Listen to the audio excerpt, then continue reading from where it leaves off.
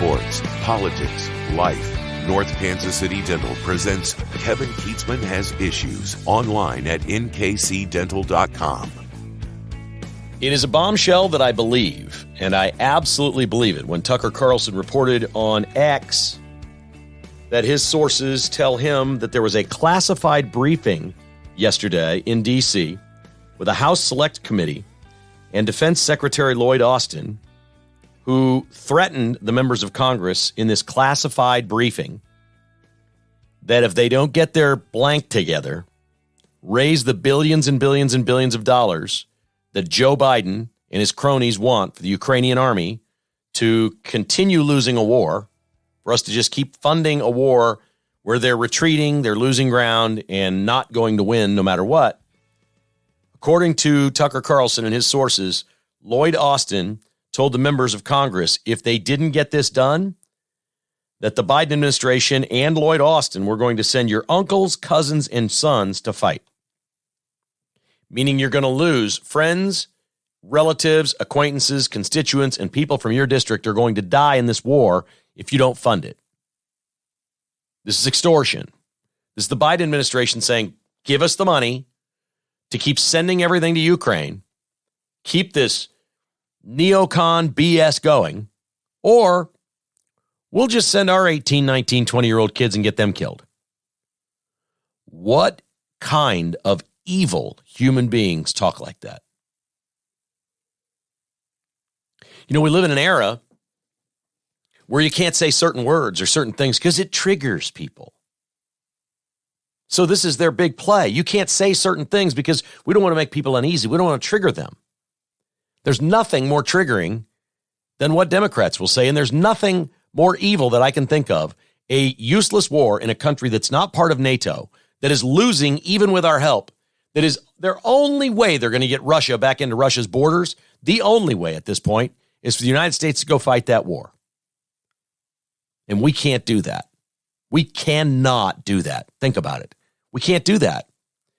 And this comes on the heels a couple days ago of John Kirby saying right in front of the podium that we have to fund this or we're going to lose it. And then if we lose Ukraine, then what happens? They border NATO states. Then they come in and try to take over NATO states. And then what?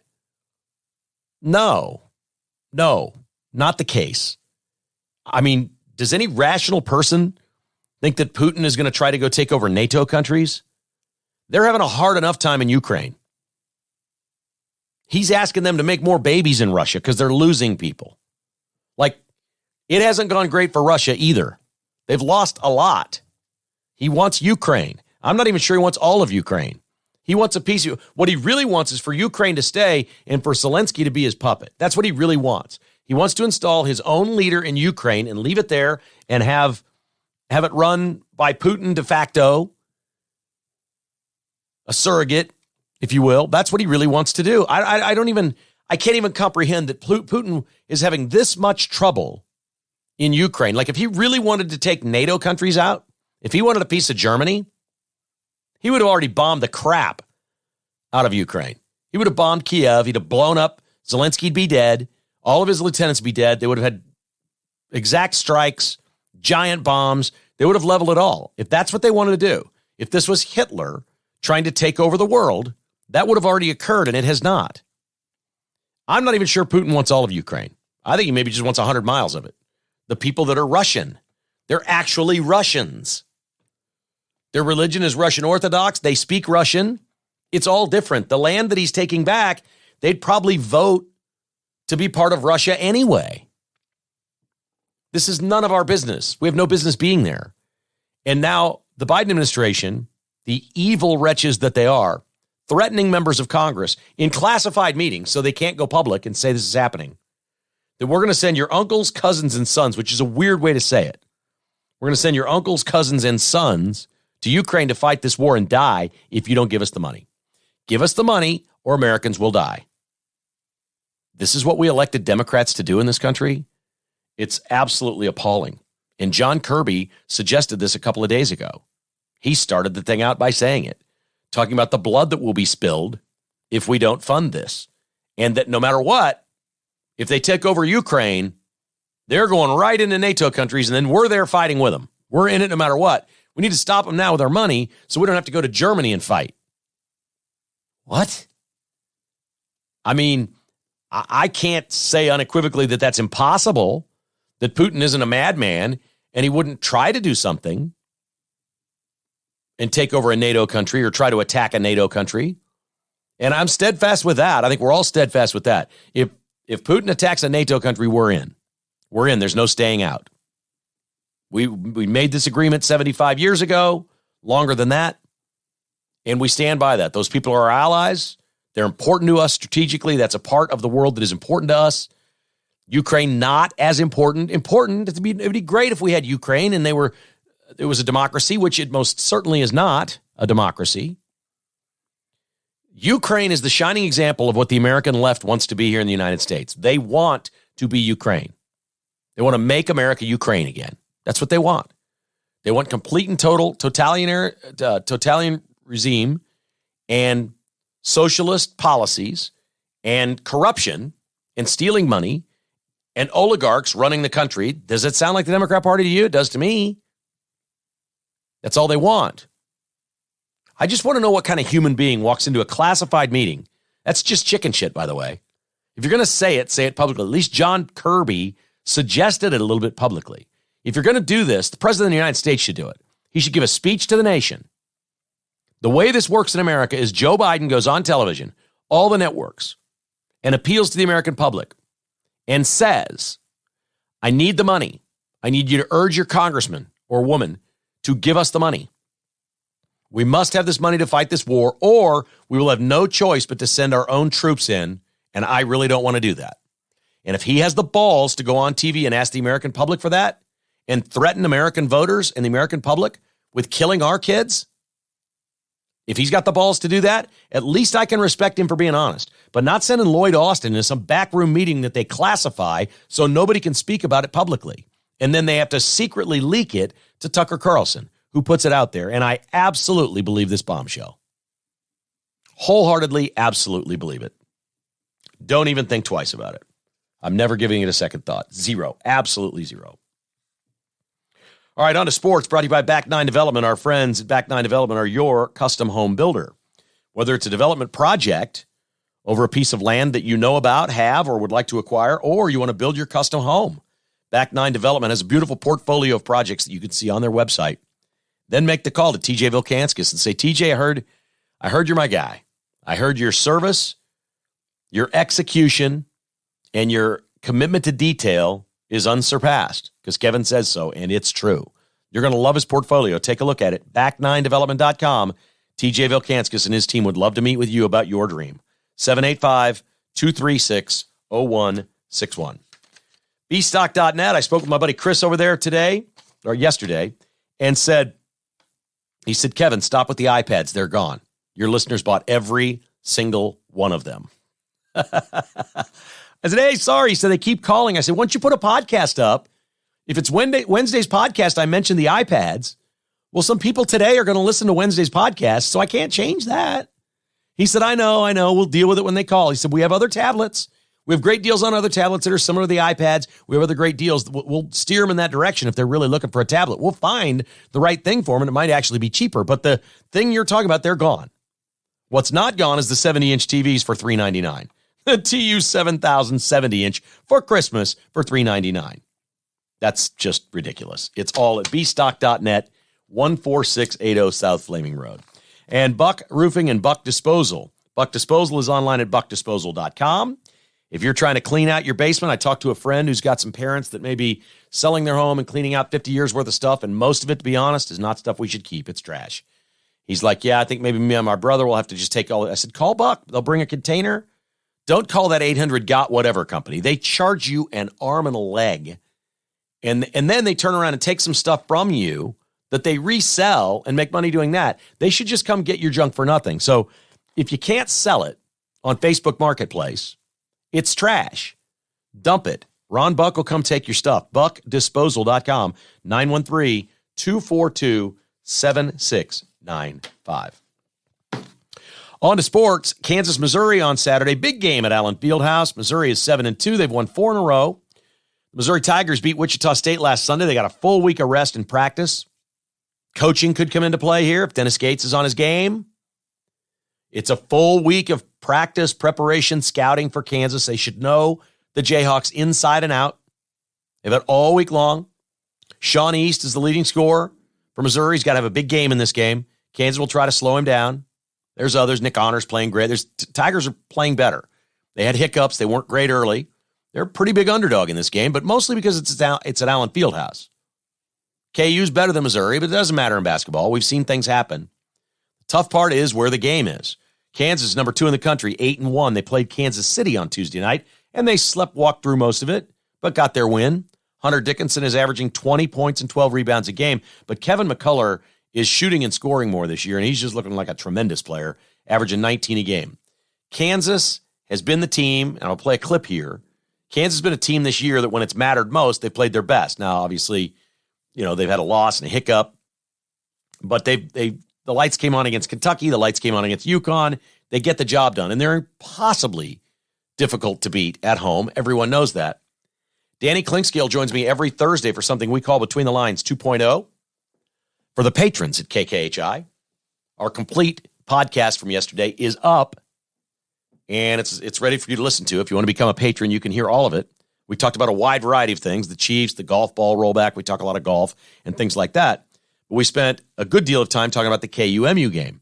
And every now and then I take a little clip from that patron podcast of Danny because he's insightful and he's interesting to give you an idea of what it sounds like, because we used to do this together back in the day from time to time. We even play the same theme music. It's all part of the patron program that you can become a patron for the holidays this year. Give yourself a present. Become a patron at kkasissues.com. Here's Danny Clinkscale. I asked him about Missouri's chances, and he likes Missouri's team this year. Sounds like he's just a little worried about the venue. It looks to me like Dennis Gates is going to, be a consistently good coach who's going to get talent and have a good program, and whether that translates into being able to compete in Allen Fieldhouse. Probably bad timing. Missouri didn't have a team that could compete with Kansas the last couple times, and now they probably do, but the game's at Allen Fieldhouse. So we know how that goes. I don't really remember a year where it was as pronounced with Kansas that the way they play is predicated on who their opponent is. They've done this in the past, but not maybe as much as this year. I mean, they're sitting there with an 8-point lead against Kansas City the other night, and they've had a couple of games like that. A lot of teams around the country are like that. I've just not really remembered Kansas being as much like that. But when they play UConn, when they play Kentucky, when they're playing somebody and they bring it, wow, are they good? And I suspect we're going to see that version of the Jayhawks, aren't we?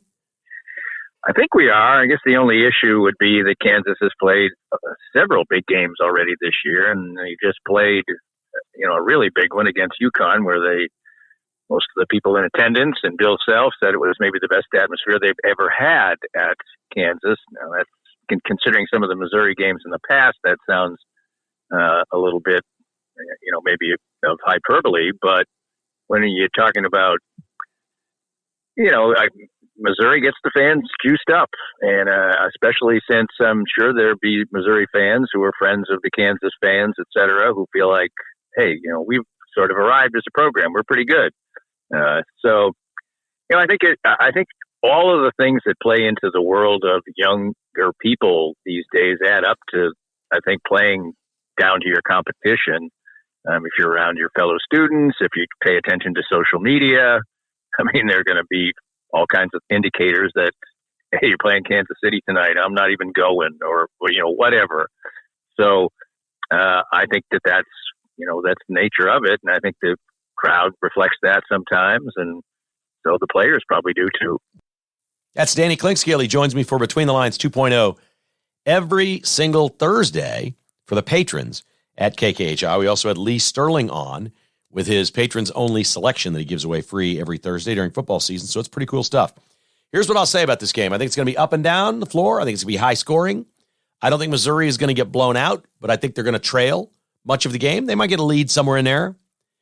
I'm not sure I care what the number is. I'm going to bet the over, as I think Kansas is going well into the 80s and maybe 90-something. I think this is going to be two teams that throw caution to the wind and go up and down the floor, and it's going to get wild.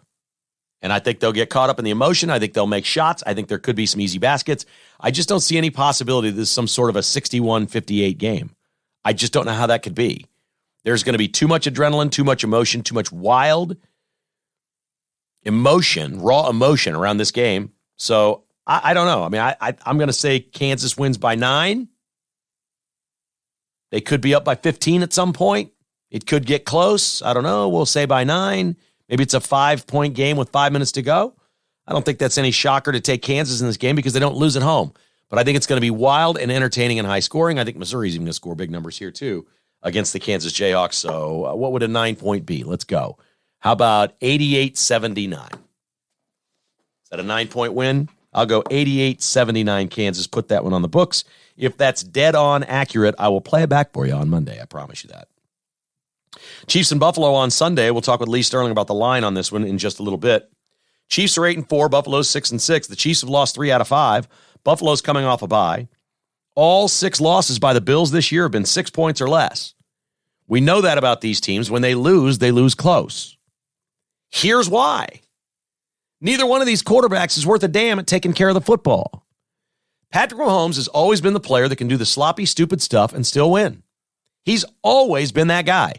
The Chiefs are no longer that offense. The Chiefs need a little Marty Schottenheimer in them. You can't turn it over. Chiefs are the kind of team that when they get to the playoffs, people can write them off, say they can't win this thing. But if they play 3 straight games in the playoffs where they don't turn the ball over, they're going to have a parade. I'm telling you right now. I've never talked about turnovers with the Chiefs under Mahomes and Andy Reid. It's not really mattered. There have been plenty of games where they lost the turnover margin by 2 and won by 10 points. They've been that team. They're no longer that team. Chiefs lose the turnover battle Sunday. They lose the game. And I don't know how much Andy stresses that or if he's starting to now because he really hasn't that much in the past. It's sort of been organic. They know it. But he just accepts with Patrick Mahomes in the offense that we're going to make some sloppy mistakes.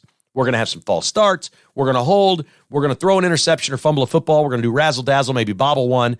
He accepts it. My God, the greatest play in the Super Bowl last year was what? Tony's punt return? He never should have tried to field the ball. He went sprinting up at the thing and grabbed the punt out of the air like a half an inch off the ground. That was so close to just being a complete muff and a law. At that point, the game's over. Chiefs lose. If he muffs that. It was the most dangerous thing he could possibly do. And it turned out to be a positive play. So Andy Reid says, go make good plays, and I'll live with the mistakes when you get overly aggressive. That needs to change with this offense. My opinion, some of it just needs to be the play calling. There's a time you call a running play, and Mahomes shouldn't be checking into dangerous plays. He shouldn't. If you're in a run play, check into a different run play or something safe and similar. I just don't see it. I think they need to calm down a little bit. The Bills and Josh Allen, this guy's a turnover machine. He's got a turnover in 8 straight games. I mean, Josh Allen fumbles. He gets hit in the pocket and fumbles. He'll throw 7 or 8 passes. You're like, my God, that's the most beautiful looking passer in the NFL. Then he just throws it right to you. Listen, if there's no turnover Sunday for either team, I think the Chiefs win. If each team has 1, I think the Chiefs win. If they tie and each team has 2, it depends on what kind of turnovers they are. If one is a strip sack on your own 9-yard line and gives up an easy touchdown, you're probably beat. It depends on what part of the field they're on and time of game and things like momentum and things like that. This game, and I never say this about the Chiefs, this game is all about turnovers. If Buffalo comes to Kansas City and does not turn the ball over, you're not going to like Monday. You probably won't listen to Monday's podcast because the Chiefs ain't beating the Bills unless they get the ball, unless it's a clean game and there's no turnovers. I just expect the Chiefs to turn it over every game now. I just do. Prove me wrong. Go out there, play a game, don't turn it over. I dare you. Chiefs have not been that. They are now the team that cannot overcome turnovers. They have always been the team that does overcome turnovers. They have no chance of overcoming those now. They're just not that team. Patrick Mahomes said this week, quote, they asked him about being 8-4 and in such dire straits. I've been on a team that was 6-4 and ended up winning the Super Bowl, Mahomes said. He's right. Chris Jones says of this week and where the Chiefs are, quote, it's a critical situation, unquote. I believe that's true. How critical is it for Buffalo? Well, they're 6-6. They can clearly still make the playoffs with a good finish. And when you have a stud quarterback, You can run in the playoffs, even on the road. You can go and you can win. Anybody can do it with a great quarterback. Josh Allen has the ability to go play 3 games in the postseason without a turnover. They'll make the Super Bowl. It's the same thing. How desperate are they to win this game? The Bills? Von Miller's playing. Von Miller, during the bye week, Buffalo's coming off a bye, was arrested for domestic violence and assault in Dallas and could be facing 3rd-degree felony assault conviction of a pregnant woman. That's Tyreek Hill stuff when Tyreek Hill was in college. Von Miller's a scumbag. Somehow he gets away with it. The Bills are basically degenerates and desperate. The general manager said, well, you hate to see a person in this situation, but we have to allow due process. Yeah, that's true. Meanwhile, in Manhattan, they kick a basketball player off because maybe something happened and there's no charges anywhere. No, I mean, it's bizarro world we live in. But you know what this is about. It's pro sports. He's not in jail. They got to win this game. So Von Miller's going to play. And Buffalo's desperate. If you don't know what a desperate football, you think the Packers were desperate last Saturday night. See, the Packers are improving. That's different. I don't think they fancy themselves, hey, we could win the Super Bowl, and if we don't fix this thing this year, we've blown a whole season. I think they look at their team like, man, we're growing. We're learning who we are now, and we're getting better. And they were anxious to play the Chiefs. It was a barometer, and they circled the game. Buffalo, that's just a wounded animal. That's a very capable football team that is backed in a corner, and they got rabid teeth. They got foam coming out their mouth. They are desperate. Von Miller is facing 3rd-degree felony assault of a pregnant woman charges, and he's playing. Where's the NFL on this? Why haven't they stopped this? This Justin Ross guy for the Chiefs is still ineligible to play, right? Von Miller's going to play? Complete and total desperation. You got a wounded animal coming into Arrowhead Stadium. This could absolutely get wild. All right, Lee Sterling's going to join us. We're going to go over the lines. I want to thank our friends over at Cross Kitchens KC. They're Kansas City's remodeler. They're awesome, unbelievable sponsor of the show. Window World, the original sponsor of this show, and the official window of the Kansas City Chiefs, simply the best for less. And Roberts Robinson, Chevrolet GMC. These guys are my faves. They're all locked right in. We really appreciate all they do for the podcast. They're incredible sponsors. They're good friends and wonderful people. Any sponsor that you would like to support this holiday season for goods or services, they're all at thekklist.com. Thekklist.com. Check it out, and it's more than just our sponsors. There's more than that. There's some businesses and companies that are on there that are just part of the KK List. So check that out if you get a chance. Now it's time for Lee Sterling and your point spread picks right here on Kevin Kietzman Has Issues. Hit it. The KK Has Issues conversation is presented by Jocelyn's Jewelry, 95th and Antioch, or online at jocelynsjewelry.com. We got the Sultan of South Beach here, baby, and we got a lot to talk about as the NFL is heating up. The playoff race is on, and he's got a December to double down on this month for all of our listeners here at Kevin Kietzman Has Issues. Hello, Mr. Sterling. How are you, sir? I'm good. Boy, this AFC race is crazy. I mean, so many teams, still have a shot to make the playoffs. So many teams have quarterback injuries, and so many teams still have a chance to be the number 1 seed. So there's a lot of great football, a lot of big games. I mean, look at it. You guys have a big game, the Chiefs this weekend, the Dolphins. We got to finish up playing Dallas. We got to then travel to Baltimore and then home the last week to Buffalo. So every team, Baltimore's schedule is difficult. Jacksonville, which everyone thought, hey, they might sneak under the radar and get the number 1 seed. They lost their quarterback for, I think, not just a week. I think it's going to be a couple weeks, and anything can happen. That's what makes it fun. It'll get wild. We'll get to the picks in a couple of moments before we learn more about your special. I like to spring things on you every now and then because I know you handle them deftly, Lee. I know how well you handle this. I try. I was reading the New York Post, not reading the New York Post. I saw a story from the New York Post on Twitter, and I opened the link. And I was reading it, and it said, men are having less sex because of legalized sports gambling. And it was a very interesting read. Under age 30, this is unbelievable. Yep. Under age 30, 50% of single men in America have not been on a date in the last year. Ergo, they've not had sex in the last year. And they don't care. They don't care. They're not interested in going to bars and meeting women. They get together, they buy beer, they sit on the sofa, they watch football, and they bet on their phones. This story was unbelievable. They've been raised on video games. They've been on devices since they were 3 years old, and now they're dysfunctional adults that aren't even interested in women. They're sitting at home betting on sports as packs of guys. What the hell are we doing? I think it's true. I mean, so I have two daughters, 24 and 26. So I was in New York City, went to a bunch of games last weekend, and I talked to their friends. And unless they have girlfriends, even the ones that do, they are gambling on sports. Team at games, they're on their phones constantly gambling. They're playing video games. They are doing fantasy football. Fantasy football is huge. And we're not talking about just being in one or two leagues.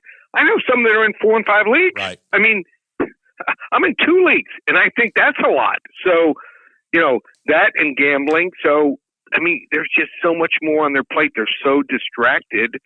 And now with AI, I mean, I just saw something on I was just reading an article and also seeing on TV. Guys, they think they have AI girlfriends. Turns out they think they're real girlfriends.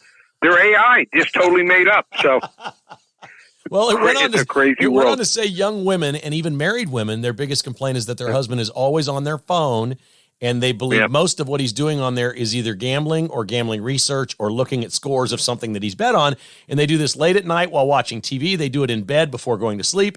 And it has cut off the sex lives of marriage couples because of sports gambling. Women are complaining about it. I can see it. Not you and I, brother. Not you and I. There's a time and a place for everything. There's a time and a place for everything. And the time to join ParamountSports.com is this December, because now through the end of the month, everything, Double Down December, just $247. Tell everybody what they're getting for that. So you're going to get 4 weeks of NFL. We've only had 2 losing Sundays, which is incredible. I just think that because there's, fewer teams, and because the injury reports, except for that one time Joe Burrow wasn't on there and he played and we lost that game. I think it helps you, better define who's going to play for how long and the matchups, figure those out. So college football has been a little bit tougher. I think it's the Big Ten only releases it on Saturday morning, who's available. So I think eventually they're going to have to do something along those lines and supply the public with more honest injury reports. If they want to have more gambling money go their way. So that's one thing. But like I said, 4 weeks of NFL, you're going to get total of 36 bowl games. We'll probably have something between 20 and 24 games. We'll have selections on. We've had some incredible bowl seasons. So everything college football and the NFL through December 31st, normally $447, just $247, one place, ParamountSports.com. Awesome stuff. You can also call Lee at 800-400-9741. In a bit, we're going to get his game of the week. It's Dallas-Philadelphia. He's going to tell you a little bit about that, and you can get that one free by calling his number. Let's start in the AFC, where the Colts are a 1-point favorite over a surprisingly good Cincinnati team with their new quarterback. What do you think about the Colts and the Bengals? I thought they were going to have a nice... Now, did I think Jake Browning was going to complete almost every single pass? No. But I thought he would be much better, and he was great. I mean, he had a game of not decade, probably going to be of his career. So they really responded to Cincinnati. They were a 10-point underdog. They won the game outright. Now they got to play in the short week. Playing an Indianapolis team, I think still under the radar. Gardner Minshew, he came in, and what has he done in his new now starting role? Well, he's led them to 4 straight wins and covers. They're 7-5. Whereas last year they were 4-12-1. People don't realize this, but they've scored 27 points in 5 of the last 6 games, and also recorded 42 sacks on the season, number 2 in the NFL behind Cleveland. So I think Cincinnati that was their game, that was their season, and they still like to make the wild card, but I think they know deep down, they're probably not going to go very far. Indianapolis, one of these teams, is just still under the radar. And how about the line? Line was -3 Indianapolis before that game Monday night. And then after Cincinnati, Jake Browning's performance went down to 1. So I think you're getting value here. I like Indianapolis here, 24-17. All right. The Cleveland Browns are a 3-point favorite against Jacksonville. They hope to get Trevor Lawrence back by the playoffs, but he's certainly not going to play this week for Jacksonville. I know. They're listening to this question. Well, there's no way he plays. He can't even walk. I think they're looking at best 2-3 weeks. That is I thought it was a major sprained ankle, high ankle sprain, and those are usually a month or more. So they've got some real problems as far as I'm concerned. Jacksonville's offense, without him and Christian Kirk, I don't know how they're going to score much. And then let's factor in weather. It's going to be cold, rainy, and windy. I mean, high 30s, mid 30s, 15 to 20 mile an hour winds, raining for most of the game, it looks like. And, Cleveland knows how to play in it. This is the first game that Jackson will be playing the entire season in bad weather. Also, Joe Flacco, I thought he looked fine. I mean, at least he gives them some down the field threat that the other team has to respect, and then they'll run the ball a lot. They have the seventh best ground game. They have two capable running backs, even with Chubb out here. They might put in Dorian Thompson-Robinson and P.J. Walker once they get inside the 10, do some type of package to try to push the ball in there. So, 3 points at home against a team that clearly understands they're not going to get the home field advantage here and be the number one seed. I like Cleveland here, 23-13. I do too. I think, yes, I say 17 points, I think wins it probably for Cleveland in this one. We both agree on that. The Baltimore Ravens are a big favorite over the Rams. The Rams have been surging a little bit. Are they getting better, or has it been schedule-driven and they've just won some games? I think it's more schedule-driven. And looking at them, their defense. They have Aaron Donald on defense. After that, they just don't have many players that are above average. So they're going to have trouble big time with Lamar Jackson. How good has Baltimore been? Well, they are 18-1 versus NFC opponents with Lamar Jackson. This year at home, they've beaten the Texans by 16, Lions by 32, and Seahawks by 34 points. I love the way they've moved in Zay Flowers, and Keaton Mitchell at wide receiver and running back gives them a lot more speed, which they didn't have on their offense in past years. And also their defense. Second-ranked pass defense. They're deep at cornerback with Marlon Humphrey and Demarion Williams coming back. Number one scoring defense. And just think that John Harbaugh off the bye, one of the toughest to beat here. I like Baltimore here, 34-17. The Miami Dolphins against Tennessee. The Dolphins are a big favorite here, 13.5. Looks like the kind of team the Dolphins usually handle. It does, and they're eventually going to have a tough end up with 3 games against Dallas, Baltimore, and Buffalo. But the next 2 games, this game and then also the last week when they play the Jets, should be pretty easy here. Biggest problem for Tennessee is they lost their best defensive player, star defensive lineman Jeffrey Simmons. He is out, so without him, they also lost their punter, reliable Ryan Stonehouse, to a leg injury. This is a team that just defensively is just not good enough to stop Miami, which has won 6 of the last 9 games by 14 or more points. Seems like they really have discovered themselves. They're going to have to beat someone good eventually, but this is not even an average team. Miami offense averaging over 32 points per game, first in passing and total yards here. And Tennessee ranks second to last in takeaways here. Miami big again here, 35-17. Well, Lee Sterling likes the favorites. Something tells me he's about to change that trend. Kansas City is a slight favorite over the Buffalo Bills. You wish this was a playoff game. Regular season, Buffalo has been much better against Kansas City. So I was just shocked that Kansas City had no fire that game against Green Bay. Green Bay, it was a do-or-die game. I understand that. But Kansas City, hung in there, had a chance to tie at the end. But that's not good enough. They've got to play with more fire in their belly here. Buffalo coming off the bye. This is a must-win game at 6-6. They lose this game, I think they're pretty much done here. So I did not like their defense first part of the season, but I do think it's getting better. They lost one of their best linemen on defense. They lost their best linebacker and their best cover corner. Looks like their defense is starting to really learn how to play with those defensive replacements here. Bunch of other teams sitting right in the middle, right just barely ahead of them, the Steelers, Browns, and Colts without their quarterback. At least they do have their quarterback here. And how about this? Buffalo is 6-6, but they're plus 101 points scored more than their opponents, while Kansas City is plus just 67 with an 8-4 record. So, there's a couple nagging injuries on Buffalo also, but don't seem like those guys will probably play in Kansas City. Not 100% on defense here. One-score game. It's probably one of those games goes right down to the end again. Both Buffalo's getting 2.5. I like Buffalo 28-27. Yeah, hard one to bet. It's just you feel like it's going to come down to a field goal at the end. And whichever team that is, it is. It's just exactly right, and it might come down, to one official's call. The officiating's been horrendous this year, maybe the worst ever. An official's call, could come down to one play. Do you want to have your money dependent on that? I don't. Yeah, I think we're all in agreement at this point. Everything in the NFL needs to be reviewable and put it on the coaches.